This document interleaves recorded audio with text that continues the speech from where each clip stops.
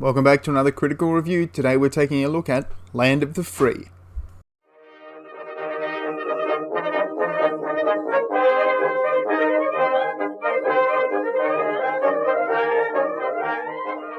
So here's Land of the Free.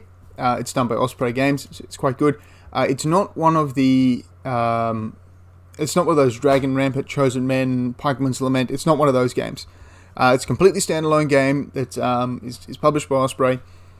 It is a large-scale game. These are French for Napoleonics, but you understand the idea. It's units on bases. 28mm, 20mm, 18mm. Stay tuned for a game that is actually 18mm. Anyway, 6mm. It's scale variable, but it's a based rank and file type game. So let's take a look at Land of the Free. So I wonder what this game could be about with the Revolutionary War uniformed gentleman on the front and Land of the Free. This is for wargaming the French Indian War, the American Revolution, and actually it's got some stuff there for fighting wars against Indians. There was some later fighting with Native Americans involved there. It's actually got scenarios for that.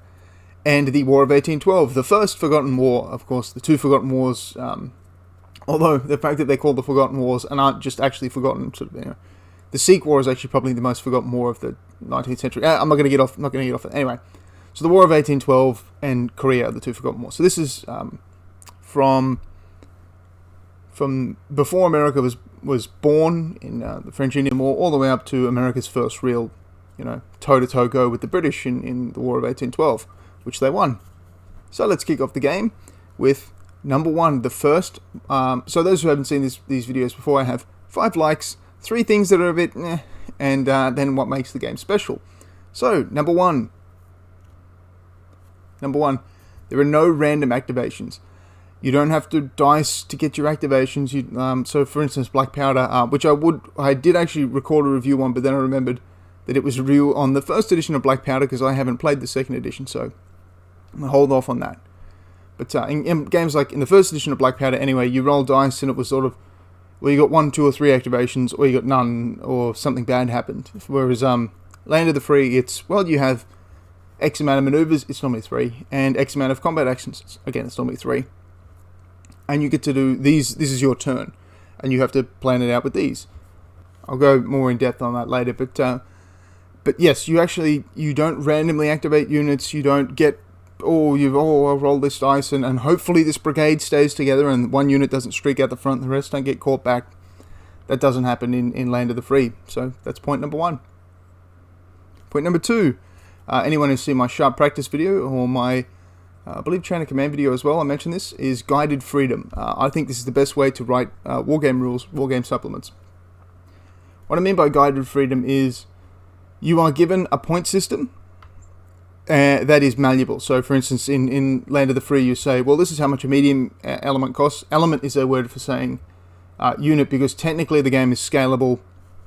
So you can have it as a divisional level game where these are battalions, or you can have it as a corps level game, even though the word corps wouldn't be invented yet, and the US Army wouldn't even use corps until the Civil War. Anyway, where one of these is actually a brigade, so you can scale it up and down. It's normally about a divisional level game. So each you have each element is a battalion forming divisions, forming brigades in divisions. There we go, I got it out. There's actually a list in the book that tells you what is what, for those who don't know. It's very tricky when you're in the Napoleonic era because you have to keep all that in your head and then you bounce it around. Anyway, I'm getting off topic. Guided Freedom. So you have the ability to play points match games, pick up and put down. I would not recommend it for this, but the option is given to you. There's the freedom part, and then you have the guided part, which is a boatload of scenarios, a heap of basically instructions, or basically tells you, well, you almost have a force org chart in the form of the divisions have to have brigades, which have to have battalions, and you have to have 2 battalions per division. So you are given like this sort of mini force org, but yeah, it's nice to have what is basically a scenario-driven game with options in there for playing points matches, or even just, I imagine what these are mostly used for, and what we mostly use them for was, we would write our own scenarios, and then check the points to make sure we weren't doing anything stupid. Points are quite a good safety net, and that's why I like them being included in games. Because even if you are making your own stuff up, it's nice to know that you're at least hitting the mark somehow. So that's point number 2. Point number 3, the game is not a whole lot of complication. For example, to maneuver, you simply take your unit there. Oh, let's see if here's more work for you in the future, Dylan. Here you go, another historian wargamer. Here's some work for you in the future. You're going to love this. So this is your unit, this rectangle. Okay, and here is the arc of sight. Arc of sight is 45 degrees from the edge. Your unit, so long as it finishes its move in that arc of sight, it can pretty much has no limit on wheeling. So, for example, you pick your only move the leader. Wow, this is going to get really complicated. Anyway, hopefully this comes out right. So you move your leader, and he goes from there to there. And then you take the rest of the unit and you build it in such a way that it is within that arc of fire and the leader is in the center. So it's less complicated than having to get like a wheel out and actually physically wheel around things. I'll just close it. So it's less complicated than having to actually wheel things around and plan everything out like that. But you're not losing any weird stuff isn't happening. Weird stuff isn't. You're not right engaged with the enemy and then suddenly they do a 180 and they're in your flank. It's like, oh, what's going on there? No, it's well planned out. Something else you can do is to I'm going to include this in the same thing because it's basically tagging along with it. Is you can store your maneuvers. So you can store a maneuver action. I can't remember what it's called. I think it's a. So you can store your move. So you can store a combat action and you can store a maneuver action. And what that means is storing a combat action lets you overwatch fire. Basically, when someone charges you, you get to snap shoot. Is the official word for it. If someone also charges one of your allies and crosses in front of your little firing arc there, you get to snap shoot as well. And what a maneuver action lets you do is sort of countercharge a little bit. That one I'm not 100% sure of. I have not played this game in about 6 months to a year. I know you can snap shoot, but the maneuver one is a little bit. But you can store maneuver actions. You can also give them out with your commander. So you can. I forgot to save maneuver. Forgot to save a fire action there, and their cavalry really just snuck up on me. Well, I'll give them one with my commander, but that means he's not going to be able to influence something over here. So it's a really cool system. Number 4, the use of disorder markers to stop stop the flash running around your tabletop. So to cross a piece of scenery, here we go again with this is not going to be an animation, just a series of stills. So there is actually examples in the book, but I don't want to take photographs of stuff for obvious reasons. So you have unit here, wall, and then field beyond or open bit of ground beyond.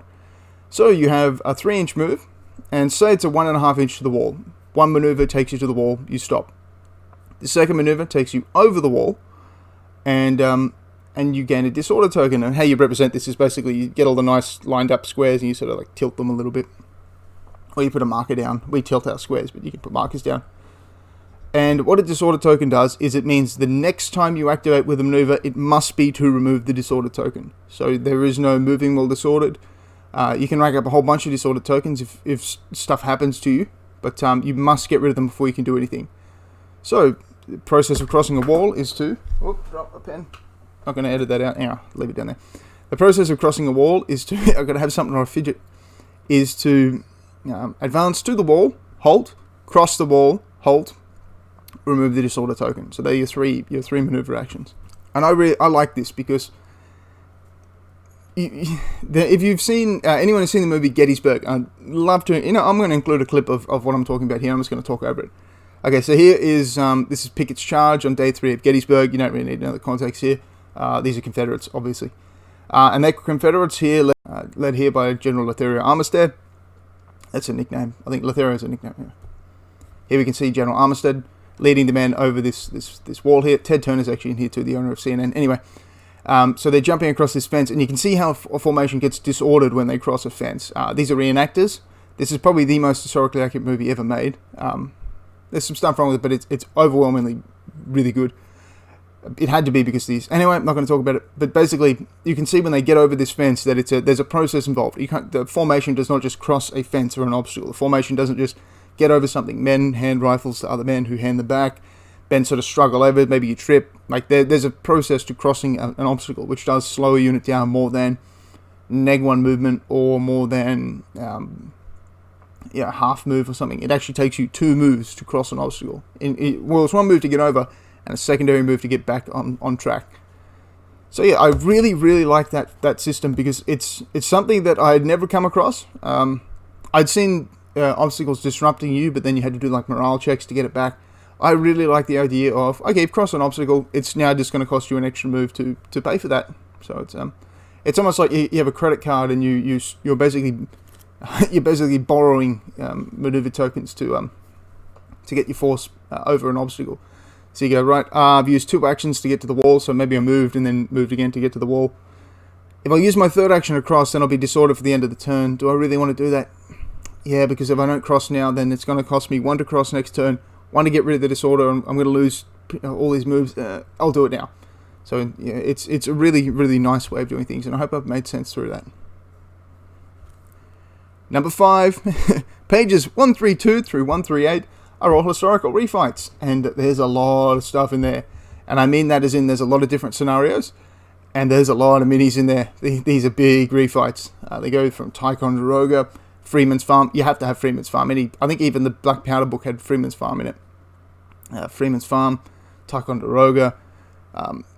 Ticonderoga is a fort in North America during the French Indian War. The French put all felled trees. There's actually quite a lot of artwork in this book too. It's really good. They have the famous Highlander charging at Ticonderoga, although these trees are a little bit too big. I'm not going to put the artwork up because copyright, but the trees that were much smaller than that. Anyway, getting off topic. They have all these sorts of battles. They have a bit of Trenton, they have Princeton, they have Kings Mountain, they have Cowpens. This is a big, and Kings Mountain, by the way, is probably is pretty important for those of you who are into your old historical firearms, because Ferguson is there, the guy who invented this Ferguson rifle, the first breech-loading black powder rifle ever to be adopted by a military. It wasn't actually adopted, but it was used during the war, and Ferguson was actually killed there, and when he died, the rifle pretty much went away. Anyway, I'm not going to show you a thing of the thing. I'd love to show you a picture of the scenario book, but I can't because copyright and everything like that. And I want you to actually go and buy these books. I don't get any money for it, but they're just fantastic. So it actually shows you the table, obviously. It shows you the elevation, it shows you the terrain, and then it shows you the positioning of the commanders and the positioning of the units. And I'm just looking at the Kings Mountain one here. And it's actually got unidentified. So there's actually a point of contention here where it's going, we know something was here, but we don't know what, so you can sort of plug in your own units there. So it's got, we're not really sure what's here, but we know the gist of what's here, so sort of put these units, it's really well researched. It has an order of battle, which is basically, it says size of the element, what type of element it is, and where it comes from. So for instance here, I'll just go through a little bit of this Kings Mountain one. So it says British Force Commander, Major Patrick Ferguson, 71st Foot. So that's who's commanding your force, and that's the regiment he's from. So you can paint him up in the correct colours. Group Commander, Loyalist Captain Abraham DePaster. Oh, she calls that a big hard one. And he's got 3 medium infantry elements, all from North Carolina, or Loyalists. There you go. And of course, it gets the American ones are much nicer. So you got Lieutenant Colonel Frederick Hambright and Major Joseph McDowell with North Carolina Militia. Then you've got Washington District Militia, Overton men, it's over mountain men with rifles. The Americans are really cool. Anyway, I'm getting rambly here, and I apologize for that. But I just want to say that the scenarios are really well researched. If you wanted to play these scenarios for other games, I would recommend getting this book because it's going to do a lot of your historical research for you. Order of battles are nice, but orders of battle, like you can get them on the internet. But a lot of orders of battle will actually just include units who are technically there but didn't actually get engaged. It can be a bit of a pain in the ass to track down positionings or opening deployments, whereas this book actually has it all done for you. And it's done with a wargamer in mind. So it's maybe they tweaked a little thing, maybe they've well, he actually came in, in the last third, but we'll make it in the first third just to make it a little bit more exciting because the way we're moving stuff around. It's, yeah, I would highly recommend someone get this game for the scenarios, for the battles. It's not a battle report. Anyone who's seen Black Powder, they actually have battle reports at the end. This is not a battle report. This is actually just straight up scenarios. So on to the things that are a bit I've just praised the scenarios in the book. I'm going to take a shot at them. The standard scenarios they give you are awful. That is the scenarios which are not refights. The actual, there's about, I think there's 12 scenarios which are essentially the points match scenarios for designing your own games around. But they're terrible. They're basically just a whole bunch of different deployment zones, and then some of them have reserves. That's it. They're really lackluster. The amount of friggin' amazing epic detail they put into stuff like cow pens, the research they've done for it. I think the biggest one they have in here is actually a 4-page order of battle, and it literally says, stop using it here unless you really want to go insane, and then you chuck all this stuff in as well. It's really cool, but their default scenarios are not great. And of course, they're meant to be modified, but if you were just going to have a pick up and play type game, which I wouldn't recommend for this system anyway, but since it has the option for it, and it does actually say at the start of the thing, here's how you make a points match type list that you can take to the club and just have a game with one of your friends. The actual scenarios need some work. The actual stock standard scenarios, that is, need a little bit of work.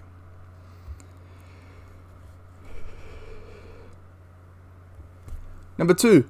Cover is all or nothing, and the book actually contradicts itself multiple times. So, the way cover works is, I won't read it out, but basically it says if you're obscured at all, you are in cover. So if half of one base is obscured, that's full cover for the whole unit. If 99% is obscured, one little bit's out, cover for the whole unit. It's not a right way of doing it, and then actually in the book, in an example, it shows, well, this unit's not in cover because it's not fully obscured. And then it shows another example where it says, well, this unit's half obscured, so it's in cover. So it's a little bit weird. I always take rules, not examples. But that's how I do it anyway. You always take the rules. But the cover system is messy because it's just like, well, you can really game that by just, I'll shift my unit just slightly over here behind this half bit of fence, and now I'm in cover. So, okay. The cover system needs a little bit of work. Number 3, this is something I hate in games. I hate this. I know why it's put in games. I hate it. I hate it because it takes the action out of the player. You have to shoot at the closest unit. I hate this. I hate it most in Warhammer 40,000. I despise it. I don't like this in games because it takes away the onus of having to do... I don't mind things which say roll a 4+ or shoot at the closest unit. I don't mind having the option to maybe shoot at a reduced rate at the further unit. So, for example, halve your dice when shooting at not the closest unit. I just don't like having to shoot at the closest unit.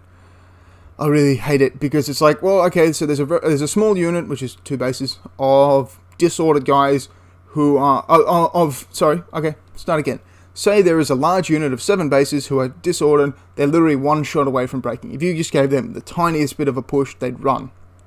But an inch in front of them is a small elite 2-man unit. Tiny unit. Okay, so instead of giving them a volley and sending this giant unit running, now we have to engage the small unit, even though they're both within range. They're both in combat range. We're actually involved in a fight with this big unit. But because these men have stepped slightly forward, now we have to engage them instead. Meanwhile, the big unit is getting rallied by a commander. I don't like shooting at the closest unit. I think it gets very gamey. I think it gets very... I just don't like it. It takes tactical decisions out of the hands of the player. And I don't mind that being done if it's done with a random element to get that decisions back. And even then, I'm not that thrilled with it. I think that the randomness should be pretty much exclusively contained to high-stress situations, which we're going to look at in the next review for Napoleon at War, and combat actions itself. I don't think that target designation should be a forced thing onto the player. That's my opinion anyway. So what makes the game special? What makes the game special is it is a blank canvas for you to do your own scenarios. This game, it gives you a whole bunch of scenarios, but it gives you every tool imaginable, every tool you could ever possibly need. All the special rules have points values. The way they all have limits, the way armies are built are all worked out for you. This is the blank canvas for anyone who wants to game in the French-Indian War, War of 1812, or the American Revolution, or the Northwest Frontier, I believe, is the war with the Native Americans, but I'm not 100% sure. That's Pontiac's Rebellion, for those that's where the word Pontiac comes from the car. It's Pontiac's Rebellion. Anyway, so these are sort of... Tecumseh actually was involved with the Canadians. That's where I believe there's a naval academy with a big statue of Tecumseh, and that's where William Tecumseh Sherman, who had a tank named after him. That was a tangent, yeah, but you didn't know I could do that. Anyway, this is the blank canvas that you can use to create some awesome scenarios. I've actually got a friend who's made a whole bunch of scenarios for this game, so I'll include that below.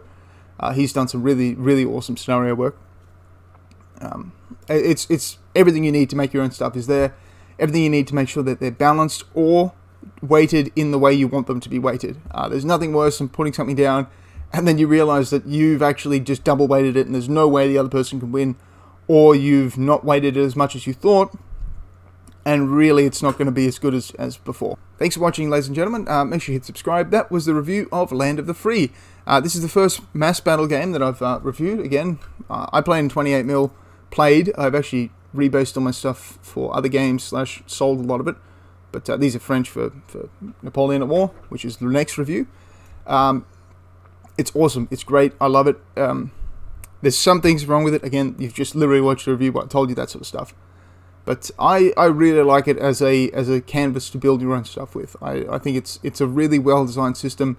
And if you come at it from a point of view of, this is what I'm going to use to design my battles, to design my table layouts and design my force strengths, I think it really, really shines. So, thank you very much for watching. Have a wonderful day.